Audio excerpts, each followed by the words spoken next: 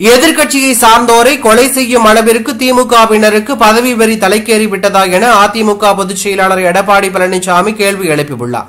இதுகுறித்து அவர் வெளியிட்டுள்ள பதிவில், தூத்துக்குடி மாவட்டம் ஒட்டப்பிடாரத்தில் அதிமுக நிர்வாகி முத்துபாலகிருஷ்ணன் அவர்களை திமுக நிர்வாகி கருணாகரன் உள்ளிட்டோர் லாரி ஏற்றி படுகொலை செய்ததாக வரும் செய்தி அதிர்ச்சி அளிக்கிறது.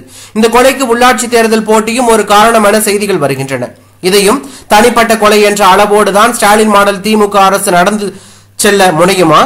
திமுக ஆட்சியில் உள்ளாட்சி தேர்தல் என்பது இவர்களின் அராஜகத்திற்கு இடையில்தான் நடைபெறும் என்பது நாடறிந்த உண்மை. ஆனால் அதற்காக எதிர்க்கட்சியை சார்ந்தோரை கொலை செய்யும் அளவிற்கு திமுகவினருக்கு பதவி வெறி தலைக்கேறிவிட்டதா? சட்டம் ஒழுங்கை அடியோடு சீர்குலைத்துவிட்டு அதை தட்டி கேட்கும் இடத்தில் இருக்கும் எதிர்க்கட்சியினரின் உயிருக்கே பாதுகாப்பற்ற நிலையில் தமிழ்நாட்டில் படுபாதாளத்திற்கு தள்ளியுள்ள ஸ்டாலின் மாடல் திமுக அரசுக்கு எனது கடும் கண்டனம்.